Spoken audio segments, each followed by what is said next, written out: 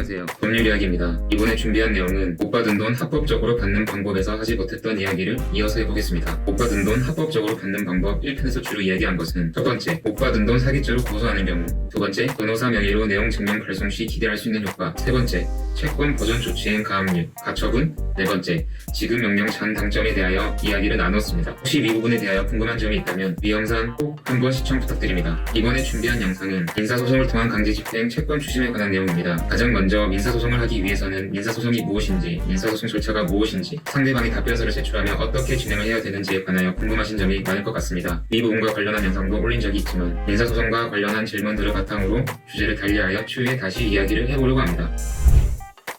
민사소송 절차와 강제집행 절차에 관하여 간단하게 말씀드리자면, 민사소송은 법원 판사에게 어떠한 권리가 있다는 것을 묻는 절차로, 못 받은 돈이 있는 경우에는 당연히 돈을 받을 수 있는 권리가 있다는 것을 묻는 절차, 즉 나는 돈을 받을 권리가 있다는 것을 확정받는 절차가 민사소송 절차라고 생각하시면 됩니다. 강제집행 절차는 민사소송을 통한 판결문 등 집행 권한이 있다면 강제집행 및 채권 추심 등을 통하여 돈을 받을 수 있는 권리를 확인하고 집행 권한을 통하여 추심하는 신청 절차라고 이해하시면 됩니다. 집행 권한을 획득하기 위한 대표적인 방법은 지급명령과 민사소송입니다. 지급명령과 민사소송은 똑같은 집행 권한이지만 이 둘의 가장 큰 차이점은 기판력이 있고 목포의 차이입니다. 즉 지급명령을 신청했고 상대방이 이의신청을 하지 않아서 지급명령이 그대로 확정이 되었다고 하더라도 나중에 채무자가 이의신청을 하거나 청구 이의 소송을 통하여 채권자가 패소를 한다면 확정된 지급명령은 집행 권한으로서의 역할을 잃게 되지만 민사소송의 확정된 판결문은 기판력이 있기 때문에 채심 사유가 없는 한 추후에도 판결이 뒤집힐 가능성은 없다고 보시면 됩니다. 민사소송을 하면 채무자가 돈을 주나요? 라는 질문도 채권자들이 가장 많이 하는 질문 중에 하나입니다. 민사소송은 재판을 통해 민사 분쟁을 해결하는 가장 대표적인 절차입니다. 그러나 민사소송과 강제집행은 시간이 오래 걸리는 단점이 있기 때문에 그 단점을 보완하기 위한 부가적인 절차들이 존재하는 것이 사실이지만 소송기간 및 소송 비용을 생각하지 않는다고 하더라도 가장 원론적이고 중요한 질문이 민사소송을 하면 채무자가 돈을 주나요? 라고 누군가가 질문을 한다면 이런 생각을 가지고 질문하지 않았나 생각이 듭니다. 확정 판결문, 즉 집행 권한을 얻기 위하여 많은 비용과 시간을 들여서 승소 판결을 받았고 법원에서 채무자는 채권자에게 돈을 주라고 판결이 난 경우라면 채무자가 변제해야 되는 것은 너무나 당연한 일입니다. 그러나 현실에서는 채무자가 돈을 변제하지 않고 있는 경우가 너무 많이 있고 더 나아가 채무자가 사망하거나 개인회생 또는 파산을 하게 된다면 돈을 못 받을 수도 있습니다. 따라서 소송을 진행할 때 민사소송 그 자체에 그 목적을 두는 것이 아니라 어떻게 하면 채권 만족을 얻을 수 있는지 그 방법에 목적을 두시기 바랍니다. 여기서 잠깐 강제집행 및 채권 추심 이야기를 진행하기 전에 신용정보사와 관련하여 본의 이야기를 해볼까 합니다. 나 홀로 소송 또는 법률 전문가의 도움을 받아 민사소송에서 돈을 받을 수 있는 권리, 즉 공고 승소 판결을 받았다면 이제 본격적인 강제집행 및 채권 추심을 할 수 있습니다. 강제집행을 하기 위해서는 본론적이고 가장 중요한 문제가 남아있습니다. 그것은 바로 채무자 앞으로 강제집행할 재산이 있느냐입니다. 강제집행 대상에 따라 집행하는 방법은 전부 다르지만 채무자 명의로 되어 있는 또는 채무자 명의로 되어 있을 것이라고 의심이 되는 곳에 강제집행은 가능하지만 집행 후 채권의 만족을 얻는 것은 별개의 문제입니다. 강제 집행을 할 수 있는 채무자 재산이라고 한다면 채무자와 직접적 또는 간접적으로 되어 있는 모든 재산이라고 생각하시면 됩니다. 가장 대표적인 것이 급여, 은행, 통장, 카드, 보험, 매출채권, 보증금, 부동산, 자동차, 유체동산 등입니다. 그러나 많은 채권자들은 채무자 재산이 뭐가 있는지 모르고 있는 경우가 많이 있기 때문에 채무자 재산을 찾거나 조회할 수 있는 신용정보사 및 기타 기관의 도움을 받아 강제 집행을 진행하고 있습니다. 위 그림은 신용정보사 채권 추심 계약서 중 일부입니다. 제가 모든 신용정보사 채권 추심 계약서가 위 그림처럼 되어 있다고 단정적으로 말할 수는 없지만 대부분 신용정보사에서는 소송, 가압류, 공탁, 경매 등 법적 조치는 신용정보사가 할 수 있는 업무가 아니고 소송과 관련한 업무는 법무사 또는 변호사를 통하여 업무를 처리하고 있습니다. 그 반면에 신용정보사는 채무자의 재산조사 및 신용조사 업무, 채무자에 대한 소재 파악 업무, 채무자의 변제 도청 및 변제금을 수령하는 업무는 할 수 있습니다. 변호사 사무실 중 채무자에게 채무 변제 및 독촉 등을 하는 변호사 사무실도 있지만 대부분 변호사 사무실은 신용정보사와 제휴를 통하여 신용정보사에서 제공하는 재산조사 및 신용조사를 바탕으로 채무자에 대한 채권 압류 등 강제 집행 업무를 진행하고 채무자와 직접적으로 대면하고 변제 독촉 및 숨겨진 재산을 찾는 업무는 신용정보사에서 진행하고 있습니다. 신용정보사는 실무적인 채권 추심, 변호사 사무실은 법적인 채권 추심으로 서로 돕고 돕는 상생관계라고 생각합니다. 강제 집행을 하기 위해서는 집행 권한이 있어야 됩니다. 집행 권한의 종류에는 여러 가지가 있는데 가장 대표적인 것이 판결문, 지급명령, 인증서가 아닌 공정증서, 배상명령, 조정조서, 화해조서 등이 있습니다. 집행 권한이 있는 채권자는 강제 집행을 할 수가 있는데 그중 채권 압류 및 추식명령은 금전 채권에 대한 강제 집행의 가장 대표적인 절차로 급여, 통장, 보증금, 보험금, 공탁금, 물품대금, 공사대금 등을 압류하려고 할 때 채권 압류 및 추식명령을 합니다. 채권자가 신청한 압류명령이 제3채무자, 즉 회사, 은행, 임대인, 국가기관 등에 송달이 되면 제3채무자는 채무자에게 압류된 채권에 관한 지급에서는 안 됩니다. 제3채무자가 이를 어기고 채무자에게 변제를 하면 제3채무자는 다시 채권자에게 압류된 금원을 지급해야 합니다.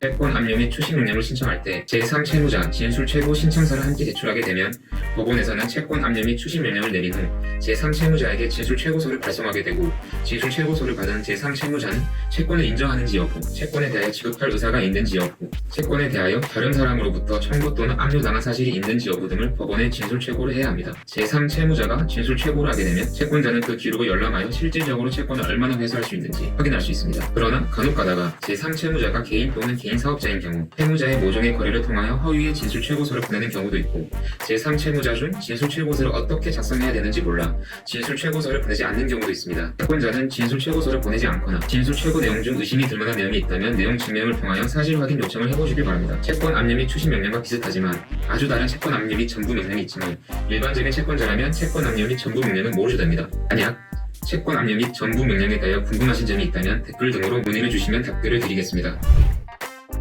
채권자가 채권을 회수하는데 가장 좋은 방법이 채무자 급여 압류와 부동산 강제 격리입니다. 그래서 채권자 중 채무자가 부동산에 은닉하지 않았나 또는 부동산을 제3자에게 매도한 행위가 사회 행위가 되지 않았나 의심이 되어 부동산 조사를 철저하게 하시는 채권자들이 많이 있습니다. 만약 채무자 앞으로 부동산이 있다면 그 부동산이 정말 가치가 없는 부동산이라면 모르겠지만 요즘같이 부동산 가격이 하루가 다르게 폭등하는 때에는 채무자에게 강한 압박을 주는과 동시에 채권을 회수하는데 가장 중요한 강제 집행 방법입니다. 부동산 강제 집행은 채무자의 부동산을 압류하여 매각한 대금으로 채권을 만족시키는 강제 집행 절차를 말하고 부동산 강제 경매는 강제 경매의 신청, 강제 경매 개시의 결정, 배당 요구의 종기 결정 및 공고, 매각의 준비, 매각의 실시, 매각 결정 절차, 매각 대금 납부, 배당 절차, 소유권 이전 등기와 인도의 순서로 진행합니다.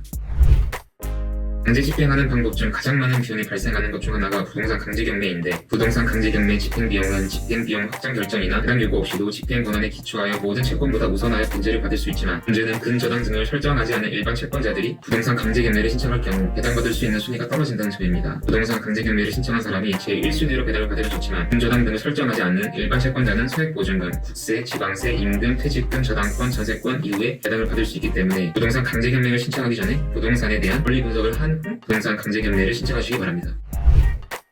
주체동산 압류도 채권자들이 많이 하는 압류 방법 중 하나입니다. 주체동산 압류는 채권자가 채권을 해소하는 목적도 있지만 직접적으로 채무자에게 강한 압박을 줌과 동시에 채권을 집행함으로써 제3자에게도 알린 효과가 있습니다. 주체동산 압류 품목은 컴퓨터, 에어컨, 냉장고, TV, 골프채, 대형 가구 등으로 돈이 되는 물품이 그 대상이지만 주체동산 압류가 제한되는 품목도 있는데 생활하는데 없어서는 안 될 의복, 침구, 식료품과 연료 등입니다. 주체동산이 압류된 경우 배우자 우선 매수 청구권이 있기 때문에 배우자가 우선 매수한 압류 품목은 추후에 다시 주체동산 압류 대상 품목이 되지 않습니다.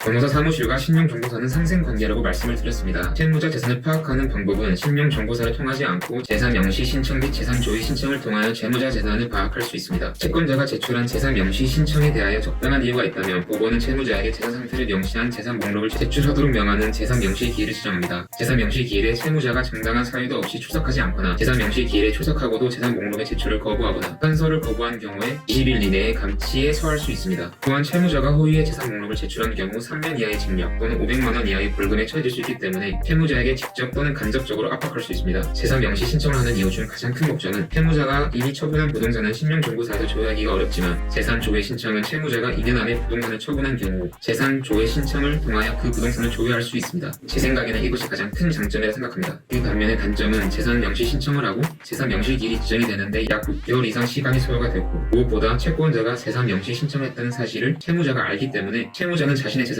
은닉할 가능성이 높은 것이 가장 큰 단점이라 생각합니다.